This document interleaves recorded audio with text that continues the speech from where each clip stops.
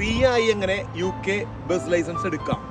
കുറെ ആൾക്കാര് പറ്റില്ല, സാധിക്കില്ല എന്നൊക്കെ പറഞ്ഞിട്ട് ഫ്രീ ആയിട്ട് കിട്ടില്ല എന്നൊക്കെ പറയുന്നുണ്ട്. പക്ഷെ ഫ്രീ ആയിട്ട് കിട്ടും. അതിൽ ചെയ്യേണ്ടത് നിങ്ങളുടെ ഭാഗത്ത് ഏത് ബസ് ഓപ്പറേറ്റേഴ്സ്, ബസ് കമ്പനീസ് ആണോ ഉള്ളത് ആ കമ്പനിയുടെ പേര് പ്ലസ് കരിയേഴ്സ് എന്നടിച്ചു കൊടുത്തു കഴിഞ്ഞാൽ അവരുടെ വെബ്സൈറ്റിൽ ചെല്ലാൻ പറ്റും. അതല്ലെങ്കിൽ കുറച്ചുകൂടി ഈസി ആയിട്ട് പറഞ്ഞു കഴിഞ്ഞാൽ ട്രെയിനി ബസ് ഡ്രൈവേഴ്സ് എന്നടിച്ചു കഴിഞ്ഞാൽ നിങ്ങൾക്ക് അവരുടെ വെബ്സൈറ്റിൽ ചെല്ലാൻ കഴിയും. ആ വെബ്സൈറ്റിൽ ചെന്നിട്ട് ലിങ്ക് ഓപ്പൺ ചെയ്ത് അല്ലെങ്കിൽ അപ്ലൈ ജോബ്സ് എന്നുള്ള ഓപ്ഷനിൽ ചെന്നിട്ട് ജോബ് അപ്ലൈ ചെയ്ത് കഴിഞ്ഞു കഴിഞ്ഞാൽ നിങ്ങളുടെ CV സെലക്ട് ചെയ്ത് കഴിഞ്ഞാൽ അത് ആ ദിവസം തന്നെ റിസൾട്ട് വരില്ലട്ടാ. ചിലപ്പോൾ ഒരു മാസം, ചിലപ്പോൾ 2 ആഴ്ചയൊക്കെ കാത്തിരിക്കേണ്ടി വരും. സെലക്ട് ആയി കഴിഞ്ഞാൽ അവർ നിങ്ങളെ കോൾ ചെയ്യും അല്ലെങ്കിൽ മെയിൽ അയക്കും. കോൾ ചെയ്യുന്ന അന്ന് തന്നെ നിങ്ങൾക്ക് ഒരു ഫോൺ ഇന്റർവ്യൂ ഉണ്ടാവും.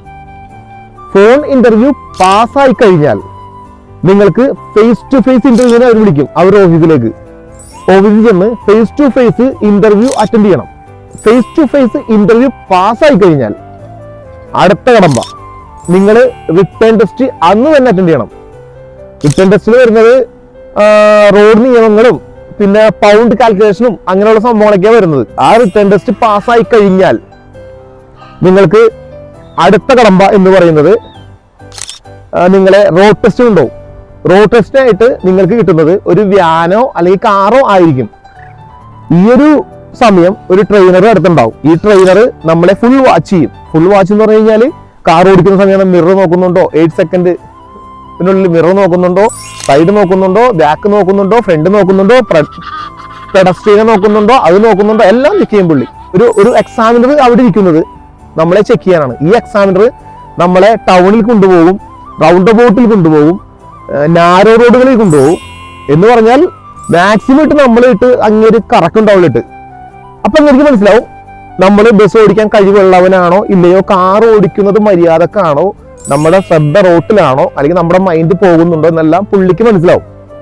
പുള്ളി പാസ് അടിച്ചു കഴിഞ്ഞാൽ നെക്സ്റ്റ് എന്ന് പറയുന്നത് മെഡിക്കലാണ്. അപ്പോൾ തന്നെ നമ്മളെ ഒരു ഡോക്ടറിന്റെ അടുത്ത് കൊണ്ടുപോയിട്ട് മെഡിക്കൽ ചെക്കപ്പ് എടുക്കും. കണ്ണിന്റെയും പിന്നെ ബോഡി ചെക്കപ്പും. ബോഡി ഫിറ്റാണ്, കണ്ണ് ഫിറ്റാണെന്ന് മനസ്സിലായി കഴിഞ്ഞാൽ നേരെ ഫസ്റ്റ് കടമ്പ കഴിഞ്ഞു. അങ്ങനെ മെഡിക്കലും പാസ്സായി കഴിഞ്ഞു കഴിഞ്ഞാൽ പിന്നെ കമ്പനിയിൽ പോയി ജോയിൻ ചെയ്യാം. ജോയിൻ ചെയ്യുന്ന ആ സമയത്ത് നമ്മളൊരു ക്ലാസ് റൂമിൽ കൊണ്ടുപോയിട്ട് അവർ കുറെ ക്ലാസ്സുകൾ നമ്മൾക്ക് തരും. റോഡ് സേഫ്റ്റിയെ കുറിച്ചും ബസ്സിനെ കുറിച്ചും ഇതിനു മുമ്പുണ്ടായ പല സംഭവങ്ങളെ കുറിച്ചും സ്റ്റോറീസും അതും ഇതൊക്കെ പറഞ്ഞ് നമ്മുടെ ബ്രെയിനിലേക്ക് ഇതെല്ലാം കയറ്റി വരും. എന്ന് പറഞ്ഞു കഴിഞ്ഞാൽ നമ്മളൊരു സാധാ ഒരു ഡ്രൈവറിൽ നിന്നും ഒരു പ്രൊഫഷണൽ ഡ്രൈവറാക്കി മാറ്റാൻ അവർ ശ്രമിക്കും. അതാണ് ഈ ട്രെയിനേഴ്സിന്റെ ജോലി. അവര് നമ്മളെ മാക്സിമം പ്രൊഫഷണൽ ഡ്രൈവർ ആക്കി എടുക്കും. അതിനുവേണ്ടി ഒരു മാസത്തോളം നമ്മൾ ക്ലാസ് റൂമിൽ തന്നെ തിങ്കൾ മുതൽ വെള്ളി വരെ ക്ലാസ് റൂമിലായിരിക്കും. നമ്മൾ ക്ലാസ് റൂമിൽ നിന്ന് പഠിക്കുക, തിയറിനെ കുറിച്ച് പഠിക്കുക, അത് പഠിക്കുക, ഇത് പഠിക്കുക, റോഡ് സേഫ്റ്റി നിയമങ്ങൾ പഠിക്കുക, ഇങ്ങനെയുള്ള എല്ലാം. ലാപ്ടോപ്പ് ഉണ്ടാവും, കമ്പ്യൂട്ടർ ഉണ്ടാവും, നമ്മുടെ മൊബൈലിൽ ഇരുന്ന് പഠിക്കാം. ഇതെല്ലാം പഠിച്ച് അതിനുള്ള മെറ്റീരിയൽ എല്ലാം അവർ തരും. കുറെ ടെസ്റ്റുകൾ അവരുടെ അടുത്തുണ്ടാവും. ആ ടെസ്റ്റുകൾ നമുക്ക് മോക്കടിക്കാം. കുറെ ടെസ്റ്റുകൾ മോക്കടിച്ചെടുക്കാം. മോക്കടിച്ചെടുത്തതിന് ശേഷം നമ്മൾ കോൺഫിഡന്റ് ആവും. നമ്മൾ തിയറി ടെസ്റ്റിലേക്ക് കോൺഫിഡന്റ് ആവും. നമ്മൾ ചെയ്യാൻ റെഡിയാണ് എന്ന് അവർക്കും മനസ്സിലാവും, നമ്മൾക്കും മനസ്സിലാവും. ആ സമയം അവര് തിയറി ടെസ്റ്റ് ബുക്ക് ചെയ്യും DVLA. അങ്ങനെ നമ്മൾ DVLA ചെല്ലും. DVLA ചെന്നിട്ട് തിയറി ടെസ്റ്റ് അറ്റൻഡ് ചെയ്യും. അറ്റൻഡ് ചെയ്ത് പാസ്സായി കഴിഞ്ഞാൽ ആ ഒരു കടമ്പ കഴിഞ്ഞു. നമ്മൾ ഈ പറഞ്ഞ തിയറി എല്ലാം പാസ്സായി കഴിഞ്ഞാൽ നമ്മളെ ബസ്സുമായിട്ട് ഒരു ഗ്രൗണ്ടിൽ കൊണ്ടുപോകും. ആ ഗ്രൗണ്ടിൽ വെച്ചിട്ട്, അത് ഇവരുടെയൊക്കെ തന്നെ ഗ്രൗണ്ട് ആയിരിക്കുള്ളൂ, ആ ഗ്രൗണ്ടിൽ കൊണ്ടുപോയിട്ട് നമ്മളോട് പറയും ബസ് ഒന്ന് ഫ്രണ്ട് എടുക്കാൻ പറയും, അണ്ടൊന്ന് ചവിട്ടാൻ പറയും. അവർ പോയിന്റ് പറയും, ആ പോയിന്റ് വിട്ട് പോരെന്ന് പറയും. അങ്ങനെ നമ്മൾ ബസ് ഓടിക്കുന്നുണ്ടോ, നമ്മൾക്ക് ബസ് ഓടിക്കാൻ സാധിക്കുമോ എന്നെല്ലാം അവർ ചെക്ക് ചെയ്യും. അതിനുശേഷം ഒരാഴ്ചത്തോളം ചെറിയ രീതിയിലുള്ള അനക്കങ്ങൾ മാത്രമേ ബസ്സിൽ ഉണ്ടാവുള്ളൂ. നമ്മൾ ചെറുതായിട്ടൊക്കെ ഓടിക്കണം. എന്ന് വെച്ചാൽ ഗ്രൗണ്ടിൽ തന്നെ അങ്ങടനക്കി ഇങ്ങടനക്കി അങ്ങനെയൊക്കെ ഉണ്ടാവുള്ളൂ. അതിൽ കൂടുതലല്ല അവർ. അത് കഴിയുമ്പോഴത്തേക്കും നമ്മളെ ഒരു ആളൊഴിഞ്ഞ റൗണ്ട് ബോട്ടുകളിൽ കൊണ്ടുപോകും.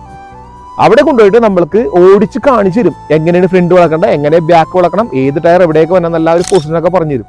അങ്ങനെ നമ്മളെ കൊണ്ട് ഓടിപ്പിക്കും. അവർ ഓടിച്ച് കാണിച്ചു തന്നതിന് ശേഷം അവർ നമ്മളെ കൊണ്ട് ഓടിപ്പിച്ച് 1 ആഴ്ച 2 ആഴ്ചയൊക്കെ അവിടെ കിടന്നുള്ള ഈ ഓടിക്കലായിരിക്കുള്ളൂ.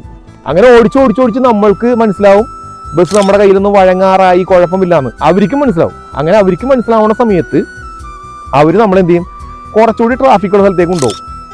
അവിടെയും ഓടിച്ച് കുറച്ച് ദിവസങ്ങളിൽ ഇട്ട് ഇങ്ങനെ ഓടിച്ച് പഠിച്ചതിന് ശേഷം അത്യാവശ്യം അൽക്കൊലത്തെ പ്ലേസുകളിലെല്ലാം ഈ ട്രെയിനർ നമ്മളെ കൊണ്ടുപോകും.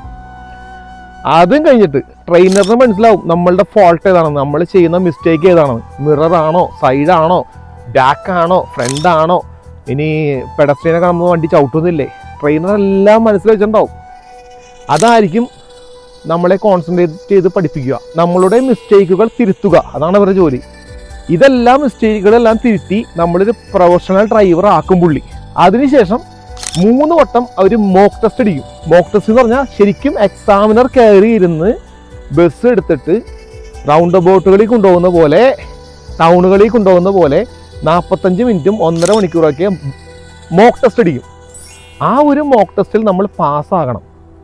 ആ ഒരു മോക്ക് ടെസ്റ്റിൽ പാസ്സായി കഴിഞ്ഞാൽ ഫെയിലായാലും കുഴപ്പമൊന്നുമില്ല, അവർ എന്താണ് ഫെയിലാവാനുള്ള കാരണം എന്ന് വെക്കും. എന്നിട്ട് അതെല്ലാം നമ്മളെ തിരുത്തി പഠിപ്പിക്കുന്നുണ്ടാവും. പഠിപ്പിച്ചിട്ട് പിന്നെയും മോക്ക് ടെസ്റ്റ്, അങ്ങനെ 3 മോക്ക് ടെസ്റ്റും കഴിയുമ്പോഴത്തേക്കും അവർക്ക് മനസ്സിലാവും നമ്മളിനി ശരിക്കുള്ള DVLA എക്സാമിനറുടെ ഫ്രണ്ടിൽ ചെന്നാൽ പാസ്സാകുമോ ഇല്ലയോ എന്ന്.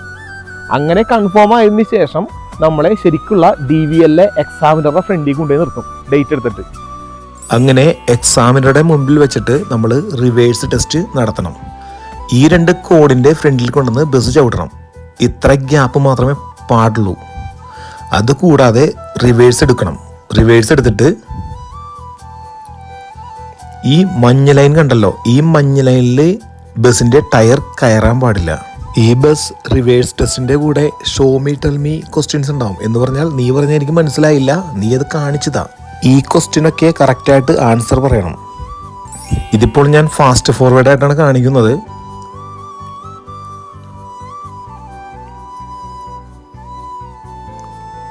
അങ്ങനെ റിവേഴ്സ് എടുത്തിട്ട് 2 കോണിൻ്റെ നടുക്ക് കൂടി ബസ് ബാക്കിൽ കൊണ്ടുപോയി പാർക്ക് ചെയ്യണം. പാർക്ക് ചെയ്താൽ മാത്രം പോരാ, ഒരു യെല്ലോ ബോക്സ് ഉണ്ട്, ആ ബോക്സിൽ കറക്റ്റായിട്ട് കൊണ്ടുപോയി പാർക്ക് ചെയ്ത് നിർത്തണം.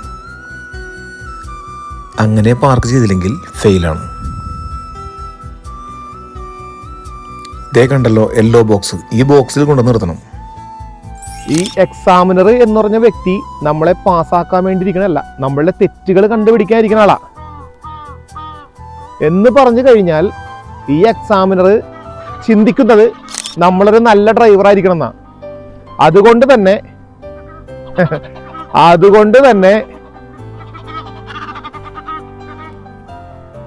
തന്നെ ശ്രദ്ധിച്ചോണം. 100 പേരോളം കയറുന്നൊരു ബസ്സാണ് നമ്മൾ ഓടിക്കാൻ പോണേ ഭാവിയിൽ.